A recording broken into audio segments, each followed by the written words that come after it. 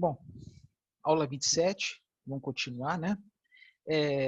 Ainda sobre este assunto, eu acabei fechando aqui. Bom, tem algumas coisas que eu vou comentando aqui, né? Mas eu vou procurar ser mais rápido, tá? Uma questão que é muito importante falar, né, especialmente essa parte disso, quando eu falo sobre sustentabilidade, é fácil ou é difícil liberar uma obra, né? Então, por exemplo, atualmente está se falando muito em instalação de fazendas solares. O que é isso? É adquirir uma grande área para instalar módulos fotovoltaicos, para gerar energia elétrica, para conectar a rede ao sistema interligado nacional, por meio de uma linha de transmissão. Aparentemente, né, uma forma assim que causa menos impactos, tá? Desde que aproveite uma área que era ociosa, que pode ser uma área que já tem aí um forte nível de degradação, né? Por exemplo, pasto, né? Porque se for, por exemplo, desmatar área nativa, né, a liberação por parte dos órgãos competentes fica mais difícil, na minha opinião, né? Mas é possível, por exemplo, instalar usinas aproveitando vários telhados, várias coberturas de alguma instituição, como uma universidade, por exemplo, né? Então, assim, faz-se a obra, né? Quer dizer, desculpa, faz-se obra, faz-se o projeto, aí envia para algum órgão, né? Um órgão municipal, estadual, federal, que seja, né? E aí tem o que chama de licença prévia. A prova localização é a concepção do empreendimento, que é os materiais a serem utilizados, a potência, a energia prevista, né, para ser gerada, etc. Licença de instalação, autoriza a sua construção e depois operação, né, que é o início lá do fornecimento da energia elétrica, né? Aí, como falei anteriormente, né, existe aí relatório ambiental preliminar, depois estudo de impacto ambiental, depois relatório de impacto do meio ambiente, né? E muitas vezes esses relatórios, né, no caso específico de fazendas solares, são bem mais simples, porque ainda mais se for pensar em aproveitar uma área ociosa, uma área de pasto, ou até mesmo uma área que era uma plantação, né, porque já é uma área alterada, né, antropizada, não sei, desculpa, acho que é assim que se fala, né, que é uma área que foi alterada, né, não é uma área assim que foi devastada para tal, né? Vamos lá. Eu tenho exemplo, né, das fazendas solares, né, que são, a meu ver, as mais simples, né?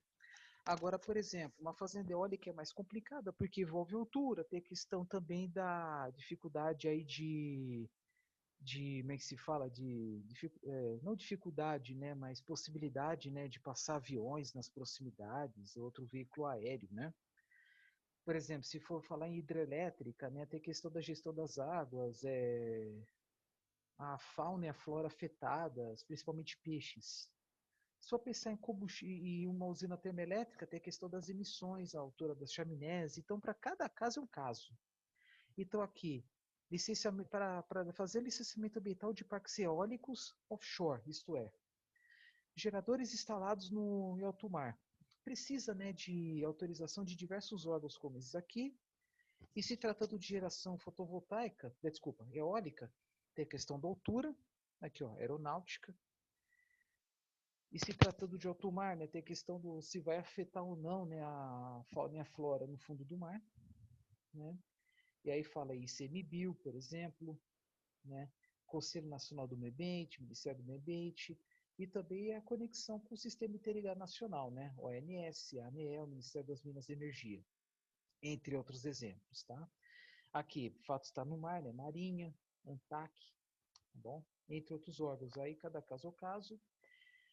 E com certeza, se fosse uma nuclear, né, seria uma lista diferente, né, tirando alguns e inserindo outros, né? E uma coisa muito importante, por que instalar uma usina elétrica? Ah, para compensar uma demanda reprimida, pode até ser. Mas aí, se investir em eficiência energética, tem essa energia elétrica evitada, né, como falei antes. Então, evitar alternativas locacionais ou tecnologias para evitar impactos. Na medida do possível, investir mais em geração distribuída e fontes pequenas, né, por exemplo, módulos fotovoltaicos nas residências. Após, durante o planejamento, instalação e operação de projeto para eliminar os impactos e compensar apenas quando algum impacto residual persistir, porque é inevitável, praticamente qualquer usina vai gerar algum impacto. E o intuito é fazer de tudo para compensá-lo, minimizá-lo, né, sob risco da obra não ser liberada. Uma coisa muito importante, né, tem projetos em que o custo de operação, de instalação é muito alto. Por exemplo, fotovoltaica. Instalação é muito alto, né, que as placas são caras, os módulos são caros, todo o sistema é caro, mas praticamente não precisa de ninguém operando, né, em período integral. Então, assim, um projeto fotovoltaico, o CAPEX, que seria instalação, é mais caro de todos. O OPEX bem baixo. E o primeiro aqui é desenvolvimento. Projeto é baixo e descomissionamento seria baixo também. Agora, geração é por um projeto eólico, a operação é mais cara, porque tem investimentos assim, não tanto a operação, mas a manutenção. Às vezes tem que ir lá uma pessoa subir lá em cima da torre para fazer alguma manutenção, troca de lubrificante, troca de peça, enfim. No caso do projeto eólico, a instalação é mais barata do que uma fazenda fotovoltaica, mas em compensação a operação e manutenção é mais cara. Se for pegar, por exemplo, uma geração hidrelétrica, a instalação é mais barata do que a fotovoltaica, porém mais cara que a eólica. Mas a operação é mais barata que a eólica e mais cara que uma fotovoltaica. Se for pensar uma termoelétrica, qualquer uma, instalação é mais baixa, operação e manutenção é bem cara. Estou falando assim em porcentagem. Então, cada caso aqui é um caso, tá? E não esquecendo que descomissionamento é aquela situação onde você vai fazer o desmonte na medida do possível, a recuperação do local, né? Recupera ambientalmente também. Então, tem os nomes DEVEX, CAPEX, OPEX e DESEX. Desenvolvimento, instalação, operação e manutenção e, no final, descomissionamento. Geração nuclear e também problemático de todos, porque descomissionamento é caro, operação e manutenção é caro, instalação é caro, desenvolvimento é caro, tudo caro, né? Vamos falar mais assim da ciência das conversões de energia. Tá? Espera só um pouquinho, gente.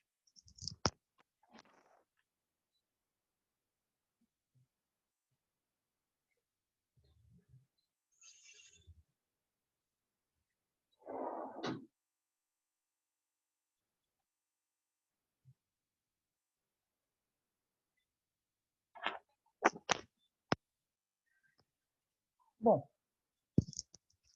sabe-se, né, que existem diversas formas de energia e diversas formas de conversão, né? Por exemplo, o que nós podemos ver aqui, energia térmica, radiação. Se for pegar, por exemplo, vamos dizer assim, energia radiante, energia radiativa. A fotossíntese, que seria a conversão da energia radiativa e energia química, né? Porque pega lá 0,1% da energia do Sol, energia radioativa do Sol, e converte ela em biomassa, celulose, glicose, frutose, amido, né, e assim por diante. Quimioluminescência, que é por vagalumes, por exemplo, né? Agora, o que mais? Coletor solar, que é aquecedor de água para o banho. Radiação solar incidido nos coletores solares para aquecer a água do banho. Energia elétrica e energia radiante, que podemos dizer energia luminosa também. Lâmpadas, tubo catódico, lâmpada fluorescente. Né? O que mais que tem? Energia nuclear, né? Convertida em energia térmica, por meio dos reatores nucleares, que depois converte energia térmica em energia elétrica. Aí que tá. Conversão da energia térmica em energia mecânica. Por exemplo, uma máquina térmica, como um gerador, uma turbina a gás, uma turbina a vapor, né? Onde o vapor, os gases, alta temperatura, alta pressão, incidem nas pás das turbinas e aí converte energia térmica em energia mecânica. E energia mecânica em energia térmica. Isso aí, né? O atrito. Energia mecânica e elétrica. Um dínamo, um alternador, um gerador, né? Desde aquele alternador pequenininho de bicicleta e que converte energia lá das rodas em eletricidade, né? Para alimentar as lâmpadas da bicicleta, né? Que mais? uma turbina hidráulica, a turbina a gás, turbina a vapor, converte energia mecânica em energia elétrica por meio de geradores. E o motor elétrico, elétrica e mecânica. Térmica em elétrica, né? Termopilha, aí já é algo mais, digamos, específico, né? Tem, por exemplo, células de combustível, mas não vou entrar em detalhes aqui. E elétrica e térmica, por exemplo, um chuveiro, resistência elétrica. Química e térmica, qualquer reação exotérmica, combustão, por exemplo, tacar fogo na gasolina, no etanol, na lenha, né? E aí térmica e química é o inverso, reação endotérmica. Exotérmica é o que libera calor, endotérmica é que precisa de calor. E eletrólise, elétrica e química, né? Porque pega água, insere energia elétrica e gera hidrogênio. E também tem a bateria, né? Que converte energia elétrica e química, elétrica e eletroquímica, e depois eletroquímica e elétrica. Bom? Então tá aí, alguns dos processos e suas formas de energia. E esse aqui são alguns exemplos, né? Elétrica e mecânica, motor elétrico, né? Então, o contrário também, né? Mecânica, faltou aqui mecânica e elétrica, né? Que aí seria um gerador. Elétrica e térmica, ferro de passagem, chuveiro. Térmica e elétrica. Aí primeiro térmica e mecânica, depois mecânica e elétrica. Térmica e mecânica, vapor, gases, skates de alta pressão, um gerador aí, uma turbina, desculpa. Uma turbina a gás ou a vapor. Né? E depois, uma turbina a gás ou a vapor, por meio de um gerador, gera energia elétrica. Química elétrica, e depois elétrica e química, ou melhor dizendo, elétrica e química, depois química e elétrica, uma pilha. Elétrica e sonora, alto-falante. E sonora elétrica, microfone. Será que tem aqui? Não, não tem. Elétrica em radiante, né, ou luminosa, uma lâmpada, né? Radiante elétrica, uma placa fotovoltaica. Eólica em elétrica, aerogerador. Elétrica e eólica, um ventilador. Mecânica e térmica, é que aqui tem português de Portugal. Mecânica e térmica, no caso, freio de bicicleta, que com atrito gera calor. Entre outros exemplos. Entrando no âmbito da biomassa, né? Isso aqui dá para falar por bom tempo, né? Em 2 horas pelo menos. Eu vou procurar falar vou tentar falar em 15 minutos no máximo. Aqui ele mostra as diferentes biomassas, as diferentes fontes de biomassa, né? Os diferentes produtos finais. Por exemplo, quando se pensa em produção de etanol, existem 3 formas. Só que nós conhecemos, a grande maioria só conhece uma, que é a produção de etanol usando matérias-primas açucaradas, como o caldo da cana, que é um sacarídeo. Poderia ser qualquer fruta, porque você pensa numa bebida alcoólica, por exemplo, uma cidra, que vem de maçã, o vinho, que vem da uva, e assim por diante. É possível também produzir etanol com a quebra da celulose, que são os polissacarídeos, açúcares maiores. Só que é um processo ainda de desenvolvimento ainda mais caro do que os sacarídeos. E os amiláceos, que nos Estados Unidos é mais comum e no Brasil está crescendo aí a sua produção, principalmente no estado do Mato Grosso, que pega o amido do milho, mas pode pegar da batata, da mandioca, e assim por diante. Só que os amidos, o amido é uma molécula maior, que é um polissacarídeo, uma molécula maior que glicose e frutose. Aí precisa passar por passos adicionais, que é a hidrólise, que não existe nos sacarídeos, mas ambos para a produção de etanol. E aí tem também algumas matérias-primas visando a produção de biodiesel, que é um combustível alternativo ou que pode substituir ou alternativa a combustíveis como óleo diesel, de origem mineral. E aí a principal matéria-prima são as oleaginosas, óleo de soja, óleo de canola, óleo de dendê e assim por diante. Tá? Também você pode usar a lenha, né, proveniente aí da madeira, né, material lenhoso, aqui, ó, madeiras, que pode ser usado para a produção de lenha, pode ser queimado numa caldeira para gerar calor, ou numa usina termoelétrica para gerar eletricidade. Então, eu vou falar apenas dos principais. Resíduos agropecuários, o que é isso? Resíduos gerados na fazenda, que pode ser a palha com a colheita da cana, o sabugo do milho, os dejetos dos animais em criação, né? O que vão para o biodigestor para gerar biogás. Mas como falei, né, por exemplo, você pode pegar palha, pode pegar sabugo e queimar, que nem as madeiras, né? Aqui, por exemplo, combustão direta, eletricidade e calor, beleza, tranquilo? Tanto a madeira quanto a palha, o sabugo do milho pode ser hidrolisado, porque é ter celulose, e aí fermentar e depois gerar etanol, ok? Tá bom? Resíduos agroindustriais, varia muito, né? Um deles é o bagaço de cana, que pode ser queimado, né? Aí tem resíduos agroindustriais, né? Principalmente da indústria de alimentos e bebidas, né? Que tem material assim mais aguado, né? Aquoso, biodigestor. Porque eu vou explicar uma coisa para vocês. A biodigestão é um processo lento de fermentação de matéria orgânica com alto teor de água, tá? E é um processo lento. Combustão não. Combustão é um processo rápido, onde você utiliza matéria-prima seca, que é madeira, que é lixo urbano, que tem plástico, tem papel, né?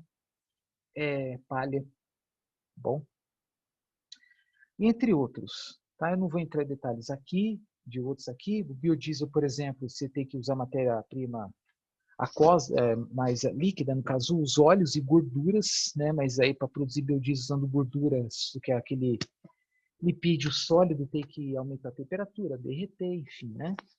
Então, assim, só para mostrar para vocês que existem diversas formas de produzir, né? Gerar produtos usando matéria-prima de origem animal ou vegetal. No caso, resíduos urbanos, aqui, ó. Tem, por exemplo, combustão direta. Por quê? Boa parte do resíduo urbano, sólido urbano é papel, é plástico. Dá para queimar e gerar calor, né? Mais para frente eu vou mostrar um vídeo para vocês bem bacana sobre incineração do lixo para geração de energia elétrica.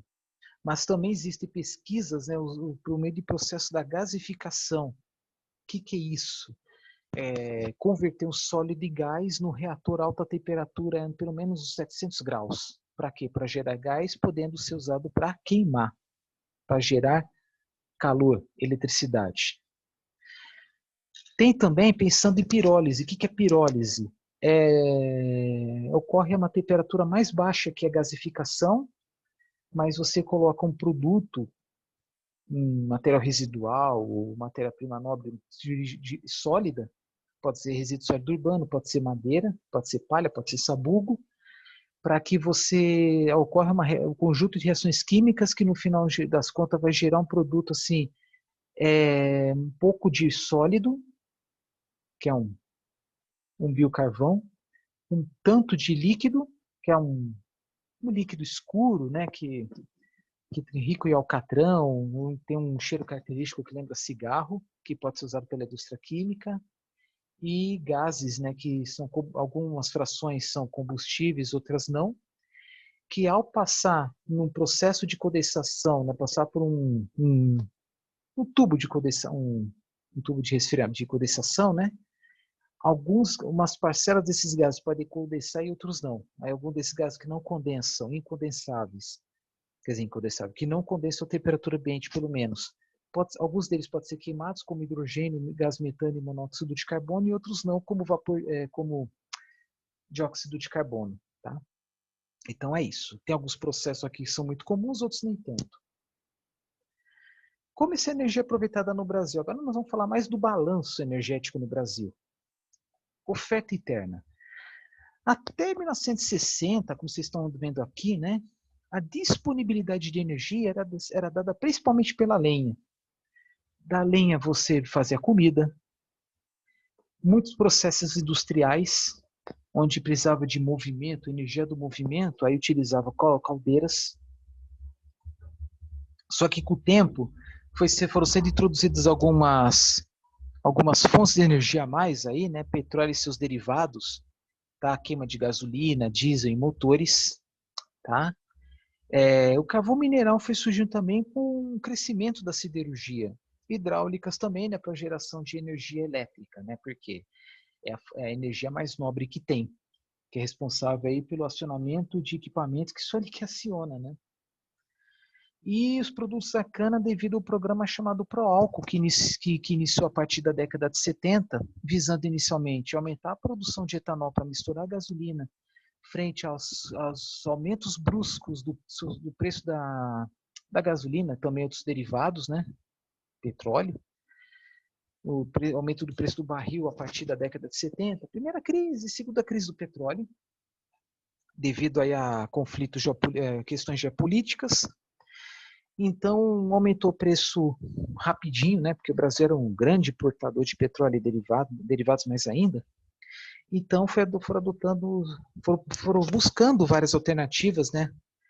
Teve projetos aí de estímulo ao uso do carvão, pró-carvão, para produzir derivados de carvão como combustível, para a produção de combustíveis alternativos aos derivados de petróleo, mas o que consolidou mesmo foi a produção de etanol. E dentro do pró-álcool, pesquisou-se a mandioca, batata doce, batata inglesa, batata doce, mas o que consolidou mesmo foi o uso da cana-de-açúcar para a produção de etanol. Então, assim, década de 70, aumento da produção de etanol para misturar parcialmente a gasolina. E a partir de 1979, 1980, veículos movidos inteiramente a etanol hidratado. Por quê? Para gasolina é etanol anidro. Tá? E aí, a partir de um certo momento, né, a oferta de petróleo, gás e derivados, gás nem tanto, gás foi bem mais recente, lá para o final da década de 90. Né? Mas, enfim, a cadeia petróleo, gás e seus derivados, ainda vocês estão vendo que é o principal. Mas hoje, em torno de uns 45% da oferta que tem no Brasil, que é uma porcentagem menor do que até mesmo a média mundial, né? E os países mais pobres do mundo, atualmente, usam ainda mais a lenha, que é algo típico do Brasil até a década de 60. Tá? E números absolutos. Alguns deles, por exemplo, a lenha não caiu tanto.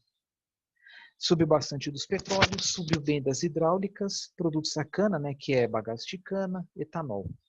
E mais para frente a tendência é subir com a produção do biogás através da biodigestão da vinhaça. E outras geração termonuclear, que mais? Carvão vegetal, geração fotovoltaica, eólica e assim vai. Aqui está aparecendo com maiores detalhes. Tá? Não renováveis, 54%, mas a tendência é crescer aos poucos das renováveis. Tá? Até um certo momento cresceu do gás natural, isso aí a partir do final da década de 90, com investimentos em gasodutos e, por consequência, investimentos em geração elétrica, por meio de termoelétricas, investimento em estímulo ao uso do gás em veículos, GNV, gás natural veicular. Tá? A tendência a longo prazo é o urânio diminuir a sua participação, porque atualmente está em construção a usina de Angra 3, mas não há perspectiva de construção de outras usinas. Outras não renováveis, a tendência é subir Outras renováveis, a tendência é subir bastante, né? Eólica e fotovoltaica especial. Biomassa da cana está estável, acho que vai ficar estável por um certo período de tempo. Quando eu falo outras renováveis, biodiesel também. A principal matéria-prima é do de soja, seguido do sebo bovino. Tá? É isso aí. Assim, sobre combustíveis eu vou falar bem mais para frente. Agora, as outras renováveis, né? Bom, já falei algumas, né? Biodiesel, solar, eólica, aí tem biogás, né? Carvão vegetal, que não estava lá junto com a lenha, lixívia. O que é isso? É um subproduto da indústria de celulose, tá? Por quê? É um ciclo, forma-se um ciclo, ele não é descartado na natureza. Então, a parte dessa lixívia tem substâncias assim, hidrocarbonetos, em especial a lignina que tem na madeira, em que ocorre o consumo dela, né, pelo calor, e aí gera-se vapor para alimentar uma turbina a vapor, para gerar energia elétrica ou mecânica, ou esse vapor ser usado em algum processo industrial, né? Biodiesel está devagar, mas está crescendo. Né? O Brasil atualmente é o terceiro maior produtor do mundo, recentemente foi ultrapassado pela Indonésia, que tem um programa muito mais agressivo do que o resto do mundo de produção e consumo de biodiesel. Né? E também porque, bom, primeiro os Estados Unidos, mas é uma diferença não muito grande assim, entre os três primeiros países. Entre os quatro, né? Porque o quatro é argentino, os quatro primeiros não tem uma diferença tão grande, mas detém quase toda a produção mundial. Não quase, né? Mas a maioria, né? Se pegar mais a Alemanha e a França, aí dá quase mais de 90% da produção mundial. Tanto o biodiesel quanto o etanol são produções assim bem centralizadas, poucos países produzem no mundo. O biodiesel, praticamente todo ele é para misturar o diesel comum. E o etanol parece que é só no Brasil e francamente no Paraguai, perto da fronteira do Brasil, Pedro Juan, Cidade do Leste, que tem postos que vendem etanol 100%. Ou melhor dizendo, né, etanol hidratado. Não vou dizer que é 100%, porque tem no máximo 7% de água. Mas a maior parte do etanol consumido no mundo é etanol anidro para misturar gasolina, né?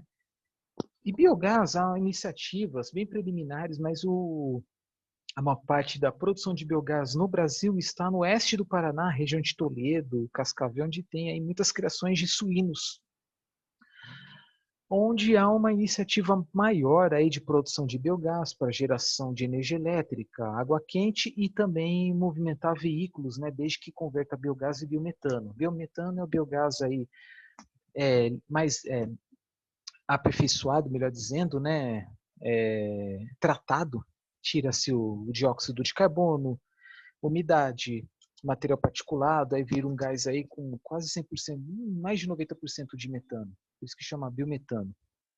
Outras biomassas, para queimar, né, que é casca de madeira, galhos, aqueles materiais residuais da colheita do eucalipto que fica na terra, casca de arroz, e assim vai, né?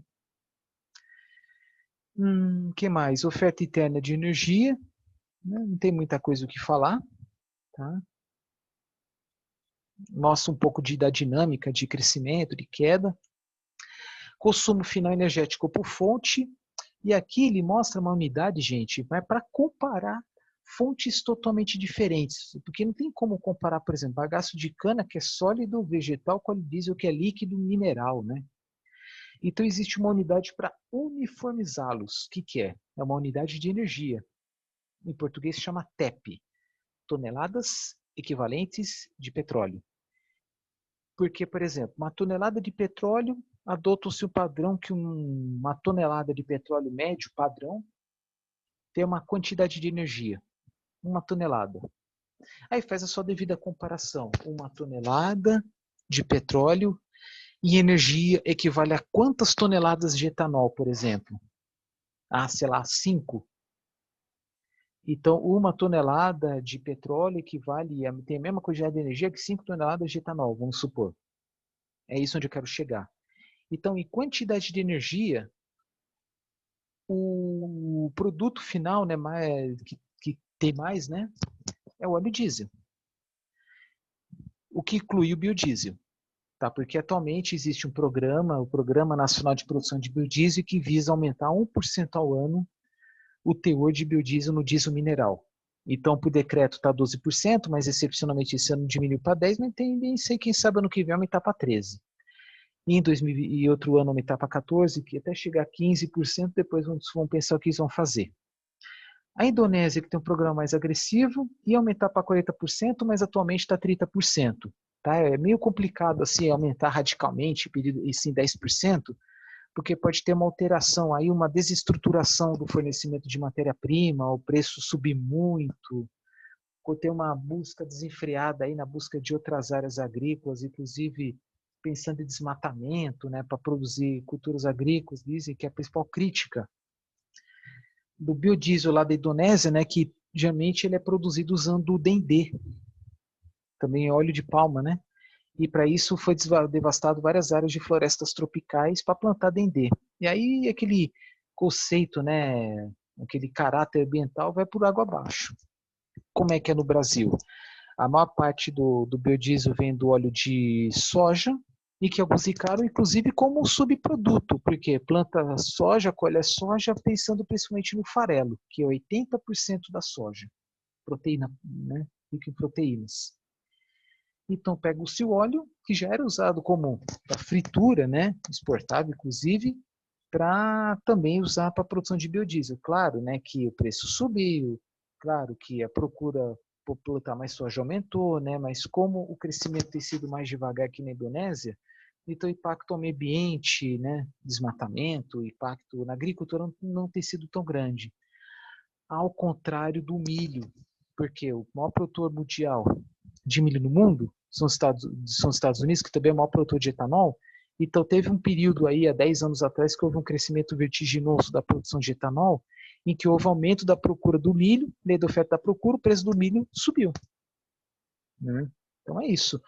Aqui, óleo diesel, né, que é mais usado para caminhões, implementos agrícolas, né, tratores, né, em especial, locomotivas, embarcações, pequenas embarcações, porque as grandes usam óleo combustível, que está aqui embaixo.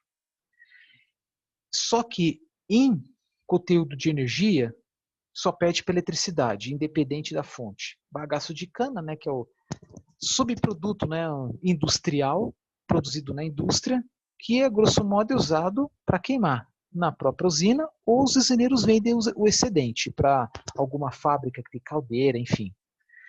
Gasolina, a maior parte é gasolina, aqui está gasolina A, por quê? Porque tem a gasolina tipo C, que é misturado, né, o etanol, que é o que realmente vende nos postos, né? Não se vende nos postos gasolina pura, só vende gasolina misturada ao etanol, isso é por lei. E dentro dessa gasolina também tem gasolina de aviação, que é uma gasolina de cor azul, tá? Aí que mais tem? Gás natural, geração de energia elétrica, calor industrial, usado até mesmo no setor terciário, principalmente na cidade do Rio de Janeiro, onde há sistemas de refrigeração que usam gás natural, né, por meio do calor, por absorção, e veículos também. Lenha, que a participação em número relativo, porcentagem, né, no Brasil está diminuindo, mas em número absoluto tem sido estável, né, porque muitas indústrias ainda usam lenha, especialmente aquelas que não têm gasodutos passando nas proximidades, né. Gás líquido é feito de petróleo, principalmente para as cozinhas e para alimentar empilhadeiras. Lixívia, que é um subproduto da indústria da celulose. Se está vendo a queda da produção de lixívia, também porque houve uma queda da produção da celulose. Óleo combustível, que é o óleo mais grosso, tem vários tipos, depende a diferença entre esse da pelo teor de enxofre e a tendência do óleo combustível, da mesma forma que tem sido com o diesel e da gasolina, é vender combustíveis com o menor teor de enxofre possível. Por quê? Enxofre é combustível, ele gera gases sulfídricos que, em contato com a água, né, com a umidade, né, na forma as nuvens, vai gerar chuva ácida.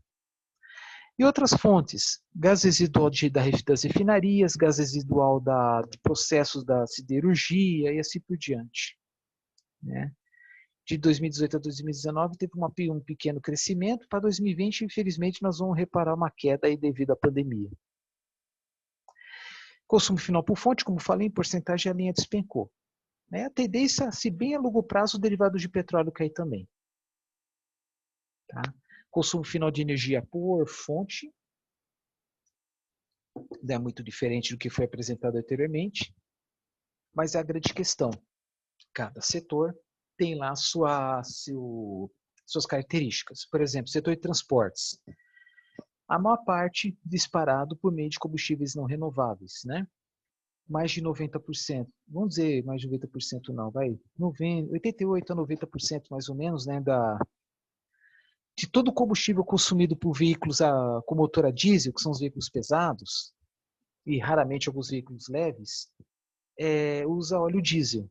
O restante biodiesel, mas atualmente praticamente não é vendido o biodiesel como combustível puro. Quase todo o biodiesel produzido no Brasil, ele é misturado ao diesel mineral. Tá? Agora, em veículos leves, atualmente está sendo assim, uns 40% etanol, anidro hidratado, um pouquinho mais de 50% gasolina, e casos mais pontuais, como por exemplo o carro elétrico, ainda é muito pouco. Indústria varia muito, que eu vou mostrar bem rapidamente, né? Por exemplo, a siderurgia usa muito carvão mineral. No Brasil, produz o que chama de como se fala? Aço verde, que é o nome bonito que deram, né?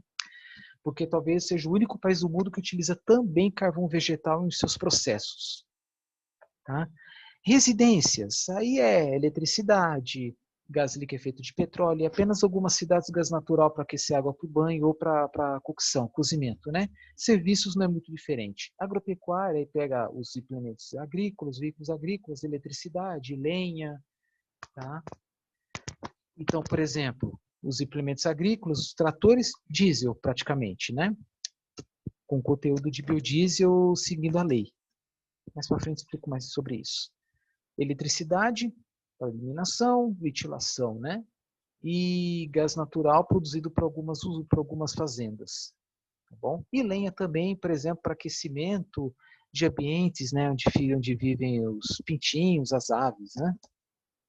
E uso não energético, por quê? Porque tem alguns derivados de petróleo que não são usados para fins energéticos, só que eles para produção de plásticos. Alguns derivados do carvão mineral também são usados para produção de plásticos, outras substâncias químicas. Por isso que fala uso não energético. É muita coisa para falar em pouco tempo, tá? Então eu estou procurando assim ser bem simplificado, tá? Consumo de energia na indústria, tá? Por exemplo, fala da lixívia, né? A lixívia, como já falei várias vezes, é um subproduto gerado no próprio processo da produção da celulose. E é um combustível para a própria usina, para a usina papeleira, desculpa, usina de produção de celulose. Embora as mais antigas ainda compram energia elétrica, mas as mais modernas já são autossuficientes e até vendem. E tem usinas papeleiras, indústrias de celulose que consomem gás natural, como as que tem em Três Lagoas, por exemplo, né, aproveitando que tem o gasoduto passando perto, né? No caso de uma fábrica, né, de açúcar e etanol, praticamente 100% do combustível é bagaço de cana, uma parcela muito pequena, lenha, né, principalmente para dar ignição nas caldeiras. Carvão mineral é mais usado para geração de energia elétrica, especialmente no Rio Grande do Sul, mas no Brasil ela é mais usada na siderurgia, né, para alimentar os processos para a produção dos aços, materiais ferrosos. Gás natural é mais diversificado, né? E é isso, tá? E aí tem, cada indústria é de uma forma. A grande maioria das indústrias consome muito mais calor que energia elétrica. Aí tem, por exemplo, indústria têxtil, indústria de eletrônicos, que consome mais energia elétrica e o calor é algum aquecimento de ambiente, se fosse o caso, ou energia elétrica para acionar ar-condicionado, né? E que mais? Aí as outras indústrias, que a grande maioria utiliza muito mais calor do que eletricidade, porque seus processos, a cozimento, eu vou dizer cozimento em geral, né? Quando precisa de muito calor, alta temperatura a longos períodos de tempo. Produção de clinker, que é uma matéria-prima para a produção do cimento. O que acontece? Coloca pó de pedra, cal, entre outras substâncias, no forno rotativo, aquece uma temperatura de 1.500 graus num período de 12 horas, para gerar o clinker, para misturar com o resíduo, com a escória, que é uma substância proveniente do alto forno, né, da siderurgia, aí mistura, né, clinker com escória, aí gera o cimento. Cimento alto forno que chama. Então, uma usina de cimento consome muito mais calor que a energia elétrica. Na siderurgia também, porque seus processos precisam de muito calor. Tanto que é uma indústria, tanto de cimento quanto a siderúrgica, são indústrias de energia energo-intensivas. Uma siderúrgica pode consumir tanta energia quanto uma cidade aí da casa de milhões de habitantes. Outra indústria energo-intensiva são as refinarias, que elas consomem energia elétrica, podendo comprar, podendo até vender, porque os gases gerados na refinaria podem ser queimados numa termoelétrica à parte e gerar energia elétrica. Tem refinarias que têm conexão com gasodutos, então pega o gás e alimenta uma termoelétrica nas suas proximidades, tá? Enfim. Bom, tem vários tipos de indústria, né? A indústria do alumínio consome muita energia elétrica, e aí já é mais energia elétrica que calor, eu acho. Mas a quantidade de energia elétrica que a indústria do alumínio produz é absurdo, que consome é absurdo. Devido ao processo da conversão do minério, da bauxita em alumina, que é um óxido de alumínio, e depois alumina em alumínio. Bom, Indústrias metalmecânicas, em geral, consomem muito calor, né? Que envolve aí processos envolvendo altas temperaturas, né? Olarias também, né? Que é cozimento lá da cerâmica, indústria do vidro consome muito calor também. Indústria automotiva não, é mais eletricidade. Tá? Indústria de aviões também, mais eletricidade, assim vai. Isso aqui, gente, é muito importante, que ele fala assim, o impacto econômico, consumo de energia versus renda gerada. Aí vocês estão vendo aqui que o processo aqui, mineração e peletização, é o que mais gera renda pela energia consumida. O que é peletização? É processo de beneficiamento do minério de ferro. Formam-se pelotas, esferas, que são muito procuradas no mercado externo, porque são produtos mais puros, de melhor qualidade. Tá? É um minério mais concentrado. Aí tem aí, ao contrário, papel celulose, que consome mais energia pelo produto gerado, porque celulose é um produto muito barato. Ao contrário da indústria têxtil, que é um produto de maior valor agregado, né? Enfim. Isso aqui, gente, mostra o quê? Uma importância muito grande da indústria da celulose no Brasil. Tá? Não é muito diferente como eu mostrei anteriormente, né? Mas os primeiros aqui é mais geralzão, né? Com esse aqui. Mas esse aqui é da indústria. Houve um aumento, pode dizer aumento, né, da participação do óleo combustível vindo do petróleo antes de 73, devido aos baixos preços, mas depois a tendência foi de queda, principalmente aqui até o final, até o começo da década de 80, né, que houve em 1979, a Revolução Iraniana, aumentou muito o preço do petróleo, então a busca por outras fontes aumentou em detrimento do óleo combustível vindo do petróleo. Aí a procura pela eletricidade aumentou, o gás natural aos poucos aumentou também, e lenha, de certa forma. Setor de cimento, pelo mesmo motivo. De 70, aí, se não me engano, 73 por aí, né, houve a primeira crise do petróleo, mas o que lascou mesmo foi a Revolução Iraniana em 1979. Aí chegou a terceira crise do petróleo, que o preço despencou, e aí a procura pelo óleo combustível voltou a aumentar. Só que isso aí em detrimento à procura pelo carvão mineral. Porque o carvão mineral é assim, ele é mais sujo, tem metais pesados como mercúrio, tem muito enxofre, causa muito impacto no meio ambiente. Só que depois procurou-se o coque de petróleo, que é não renovável, né, mas é um produto mais bem trabalhado, né, digamos, né, é um produto final de um processo. Tá? Aí, atualmente, né, tá mais coque de petróleo do que os outros, como a própria eletricidade, carvão mineral, enfim. Também porque o carvão mineral no Brasil tem muita umidade, muitas cinzas, né, de baixa qualidade. Ferro, gules e aço, né, mais o tal do coque do carvão mineral, o que que é? É um carvão coquificado, porque lá na siderurgia tem um processo chamado coquificação. Mais para frente tem até foto. Que é o processo de beneficiamento do carvão mineral. Retira-se umidade, materiais voláteis, né? Acaba concentrando mais energia no carvão. Tá?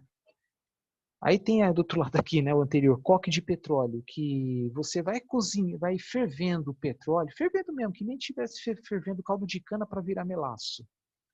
Você vai fervendo a 400 graus o petróleo, vai extraindo várias frações, propano e butano para geração de gás liquefeito de petróleo, metano, frações para produzir gasolina, frações para produzir querosene, frações para produzir diesel, tudo gás líquido. E aí, no final, sobra aquele caldo, aí vai fervendo, vai separando o alcatrão, vai separando o piche, até ficar algo sólido, que é o coco de petróleo.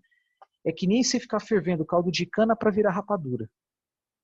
E aqui no caso do coque de carvão mineral, né, claro que o processo é totalmente diferente, mas ele é usado principalmente na siderurgia, porque as grandes usinas siderúrgicas já possuem uma planta própria de coquificação. Chega lá o carvão mineral, fica no ambiente lá no forno a altíssima temperatura por um longo período de tempo, não ocorre combustão, porque precisa de oxigênio, né? Lá dentro não tem oxigênio, e aí retira-se vapor de água, retira gases que podem comprometer com o desempenho da produção, né, do aço, mas esses gases podem ser queimados numa termoelétrica ou condensados, uma parte algumas substâncias que estão nesse gás aí que chama gás de coqueria, passa lá numa central de condensação em que algumas substâncias são condensadas e os gases restantes são queimados.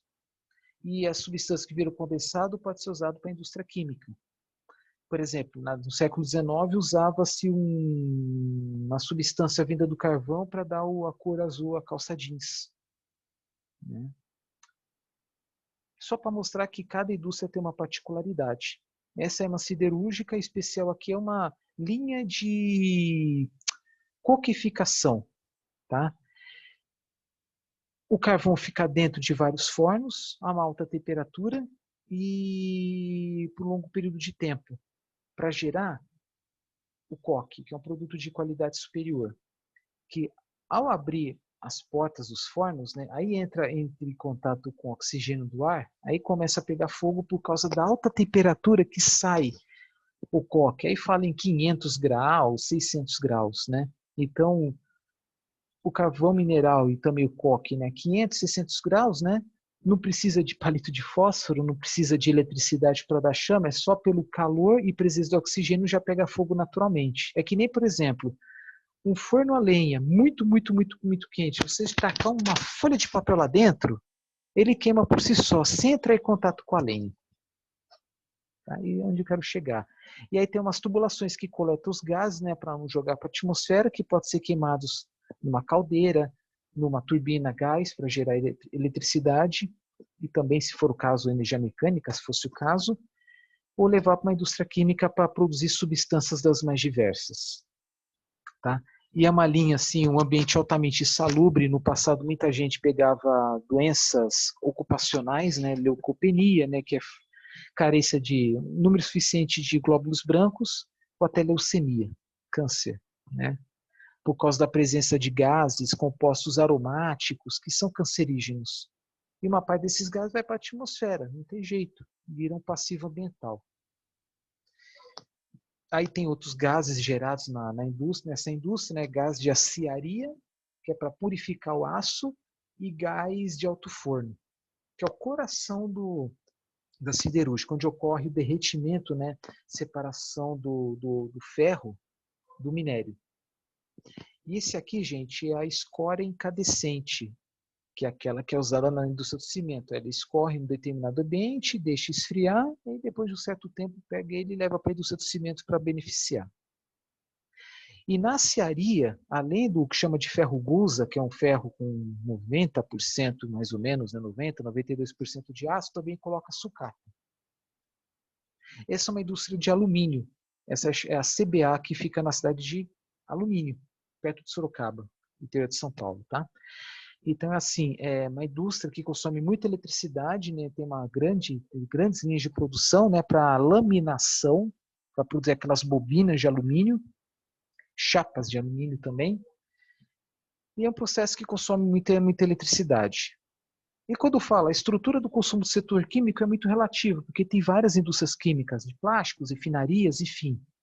E como uma parte da indústria química está em estados onde tem gasodutos, como os 3 estados do Sul, os 4 estados do Sudeste, Mato Grosso do Sul e a maioria dos estados do Nordeste, então é natural que consuma mais o gás natural, porque é uma energia mais barata. E a maior parte do gás natural é para os processos industriais, né, para as reações químicas, para o fornecimento de calor também. E esses são exemplos de algumas refinarias. Uma refinaria de grande porte, tá? Aí você imagina o passivo ambiental que gera. E essa é uma indústria de celulose, que fica no interior de São Paulo, né, a cidade de Jacareí. Antigamente ela consumia muita água do Rio Paraíba, que é essa que metade da água abastece a Baixada Fluminense. Então, assim, agora, né, a preocupação acerca do consumo de água, né, consome bastante água, mas trata e devolve a mesma quantidade de água, né? Então, antigamente havia despejo, né, pelo menos na teoria, né, despejo inadequado, né, das substâncias, né, geradas, né, inclusive a lixívia. Enfim, o passivo ambiental era muito grande, né, poluição da água, do solo e também do ar. Tá? Deve ter encrenca na década de 70, lá em Porto Alegre, uma indústria recém-instalada que gerava gases que chegou na cidade inteira, de Porto Alegre. Aí deu uma encrenca muito grande. E essa é uma indústria de etanol e açúcar, né?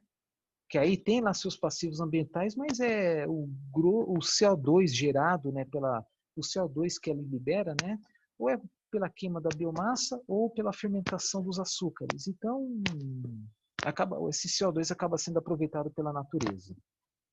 Tá? Gera-se a vinhaça, que é um subproduto, que é um passivo ambiental também, que pode ser usado para a produção de biogás, mas atualmente uma parte é usada para fertirrigação, que é irrigar, né, as culturas de cana. Mas há um grande problema, tanto que tem países que isso é proibido, e a vinhaça pode ser usada para fertirrigação, só que tem que tomar muito cuidado. Porque regiões onde o solo fica próximo do lençol freático, a vinhaça pode contaminá-lo. E aí pode contaminar um manancial de água para uma cidade próxima. Aqui uma usina de etanol. Esse é de pequeno porte, olha o tamanho do monte de bagaço. À medida que a cana extrai-se o caldo da cana, né, forma o bagaço que fica aqui. E aí, na época da entre-safra da cana, dezembro até março, dependendo da usina, dependendo do local, né, isso na região centro-sul, no Nordeste a dinâmica é outra. Enquanto a caldeira estiver funcionando, esse bagaço pode ser queimado, ou até mesmo vendido. Tá? Aí o que mais que tem? Tem outras usinas também relevantes, outras plantas industriais também, aqui ó, de novo, um monte de bagaço que deixa lá para secar. Então chega um bagaço a uns 40%, 30% de umidade para depois ser queimado a 15% por causa do sol, né? E essa é uma usina de produção de etanol usando milho, no Mato Grosso. Só que ao contrário da usina de cana, usando cana-de-açúcar, que tem como combustível o bagaço de cana, milho não. Milho eles precisam comprar energia. Tanto que no Brasil, várias usinas de milho estão plantando florestas de eucalipto para pegar a lenha do eucalipto para queimar. Tá? Por quê? Porque o principal resíduo do subproduto, da produção do etanol do milho, tem uma sigla, DDGS, que é uma sigla em inglês, que é o quê? É o grão do milho triturado e sem o amido. Tá? São grãos solúveis secos destilados. Pensa no grão do milho, mas sem o amido. 40% do grão do milho é amido, os outros 60% são proteínas, vitaminas, água, etc. Que é usado para alimentação animal, suínos, aves, bovinos. Ao contrário da usina de cana, né, que é uma parte do resíduo sólido é bagaço, que é usado para geração de energia, um pouquinho para alimentação animal. Esse aqui não, todo ele é para alimentação animal, aí precisa de uma fonte externa, suplementar de energia, no caso aqui, lenha. E como a maior parte das indústrias de milho estão no Mato Grosso, onde só tem gasoduto, acho que Cuiabá, então é necessário aí comprar energia elétrica. Ou instalar uma termoelétrica à parte, queimando lenha. Aqui todo o processo, não vou entrar em detalhes, né? Processo de produção de etanol e açúcar. E essa aí é uma planta de biodiesel, produção de biodiesel. Pega lá o óleo fino, né, o óleo nobre do esmagamento de grãos, né, da soja, por exemplo, ou pega a gordura residual, né, sebo bovino, ou pega óleo de fritura, que é mais barato. Tanto o sebo bovino quanto o óleo de fritura são baratos, porém a qualidade da matéria-prima, ambas são inferiores. Aí produz o biodiesel. Aqui o processo, né? Aí a produção de carvão vegetal. Em cima é o processo mais rudimentar, esse embaixo é mais moderno. Rudimentar por quê? Porque coloca-se a lenha, deixa por alguns dias, mas os gases vão para a atmosfera, não são aproveitados. E esse aqui não, são fornos mais modernos, assim, são projetados, né? E coleta-se os gases para queimar ou para gerar alguma substância, né? Da mesma forma que da coqueficação do carvão mineral, né, onde extrai os gases para produzir substâncias químicas diversas, na carbonização da lenha dá para fazer isso também. Você pega os gases da carbonização, você leva num tubo de condensação, uma parte dos gases condensa, outro não, e essas substâncias condensáveis, né, podem ser usadas na indústria química. E uma das aplicações é para a produção de defensivo agrícola e adubo. Mas, é claro, depende da quantidade. Se você usar, por exemplo, produto diluído, usa como adubo. Produto concentrado usa como defensivo agrícola, herbicida, enfim. Né? Isso é o principal produtor desse carvão mais moderno, digamos, é Minas Gerais. Então, nessas plantas modernas, né, a cada tonelada de lenha que entra, sai em torno de 350 quilos, 300 quilos de carvão. 30% de aproveitamento. Os 60%, 65% restantes vira gás, que depois pode, sendo devidamente resfriado, pode virar líquido para combustível, indústria química, ou os gases para queimar. Por exemplo, pega-se os gases, queima ele para aquecer a carvaria, aquecer o forno. Então, por exemplo, uma carvaria está funcionando, está em plena operação, gera-se os gases e queima, gera calor para alimentar a seguinte, uma alimentar a outra. Tá? Isso é possível. Vou parar por aqui, tá? Porque senão o vídeo fica muito longo. E aí daqui a pouco eu falo sobre outros setores. Tá? Até daqui a pouco.